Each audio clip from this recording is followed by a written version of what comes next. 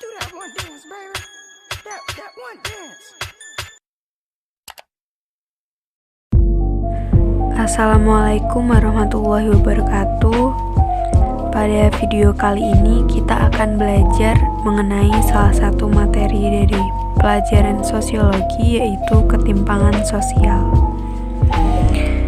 Tanpa kita sadari, perubahan sosial mengakibatkan adanya suatu permasalahan sosial, yaitu adanya ketimpangan sosial dalam masyarakat.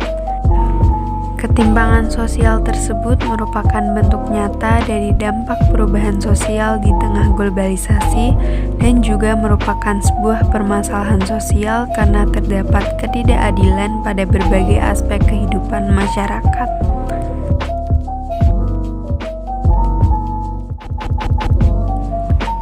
Secara umum, ketimpangan sosial diartikan sebagai kondisi adanya ketidakseimbangan atau jarak yang terjadi di tengah-tengah masyarakat yang disebabkan oleh adanya perbedaan status sosial, ekonomi, maupun budaya.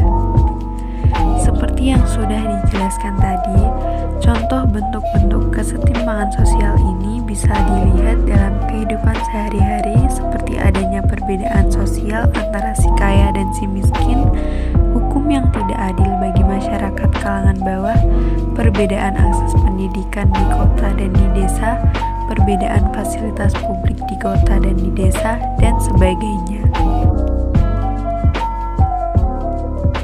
Adapun bentuk-bentuk dari kesetimpangan sosial adalah: yang pertama, ketimpangan pengembangan diri manusia. Bentuk ketimpangan ini menjadi faktor yang sangat berpengaruh pada kesejahteraan seseorang. Ketimpangan pengembangan diri manusia biasanya disebabkan oleh rendahnya pendidikan seseorang yang bisa mempengaruhi pola pikir seseorang tersebut. Tanpa pendidikan yang bagus, seseorang dapat menjadi pemalas, pesimis, dan mudah menyerah.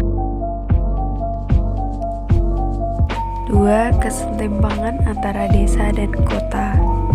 Kesetimpangan antara desa dan kota bisa terlihat jelas dari perbedaan pembangunan infrastruktur di kedua wilayah tersebut. Pembangunan infrastruktur di kota tampak lebih masif dan cepat dibandingkan di desa. Kesetimpangan ini akhirnya menyebabkan banyaknya masyarakat desa pindah ke kota demi mendapatkan kehidupan yang lebih baik. Ketimpangan antara desa dan kota ini juga dipengaruhi akses dan kualitas pendidikan. Akses dan kualitas pendidikan di desa yang masih minim membuat pola pikir dan kesejahteraan masyarakat desa tertinggal jauh dari masyarakat kota. Selanjutnya, ketimpangan antar wilayah dan subwilayah. Perbedaan wilayah juga menjadi bentuk ketimpangan sosial yang kerap terjadi di dunia. Subwilayah biasanya memiliki akses dan fasilitas yang lebih sedikit dibandingkan wilayah.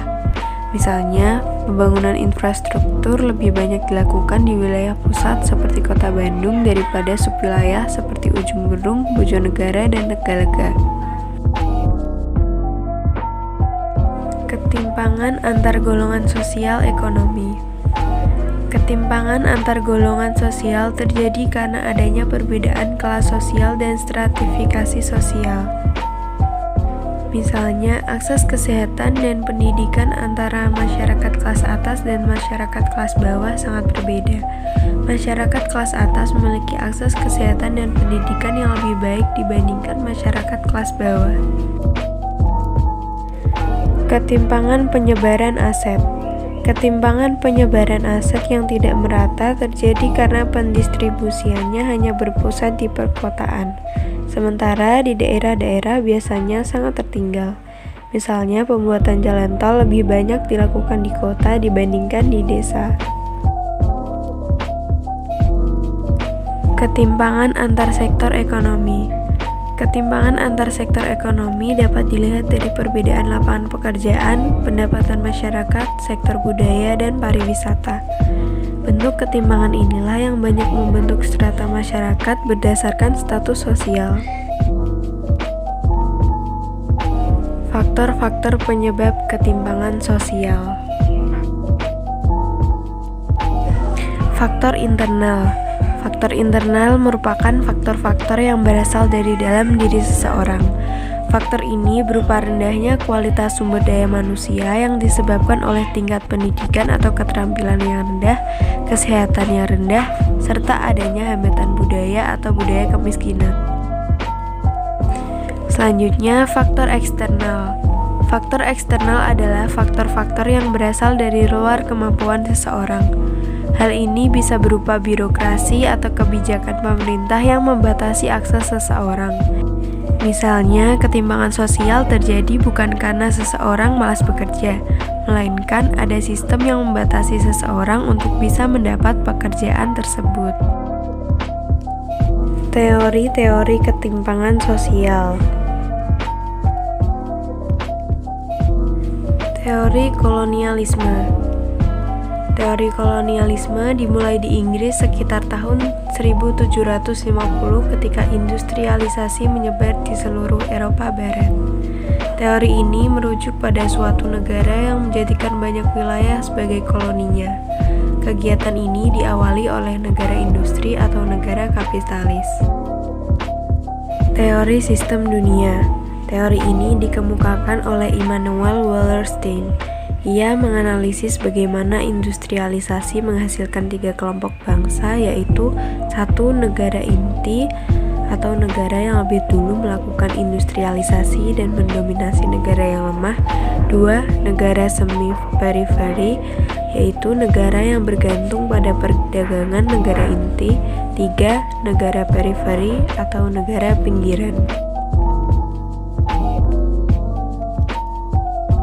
Teori ketergantungan. Teori ketergantungan menganggap bahwa keterbelakangan sebagai akibat suatu sistem kapitalis internasional yang dominan dan bersekutu dengan elit lokal di dunia ketiga menggunakan kelebihan mereka untuk mempertahankan kedudukan dari mereka.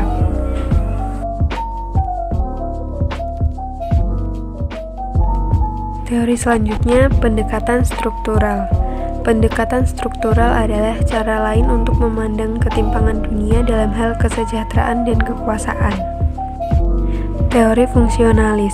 Teori fungsionalis percaya bahwa ketidaksetaraan tidak bisa dihindari dan memainkan fungsi penting dalam masyarakat. Teori konflik. Teori konflik melihat ketimpangan sebagai akibat dari kelompok dengan kekuatan mendominasi kelompok yang kurang kuat. Teori pertumbuhan neoklasik. Teori pertumbuhan neoklasik pertama kali dimunculkan oleh Douglas C. North. Teori ini memunculkan sebuah prediksi tentang hubungan antara tingkat pembangunan ekonomi nasional suatu negara dengan ketimpangan pembangunan antar wilayah. Dampak ketimpangan sosial. Ketimpangan sosial menjadi sebuah permasalahan kompleks yang dapat berdampak negatif bagi masyarakat luas. Dampak ketimpangan sosial di masyarakat bisa berupa kualitas pendidikan masyarakat yang semakin rendah, tingkat kriminalitas semakin tinggi, kemiskinan, dan dekadensi moral. Apabila dibiarkan terus-menerus, hal ini akan mengganggu proses pembangunan ekonomi suatu negara.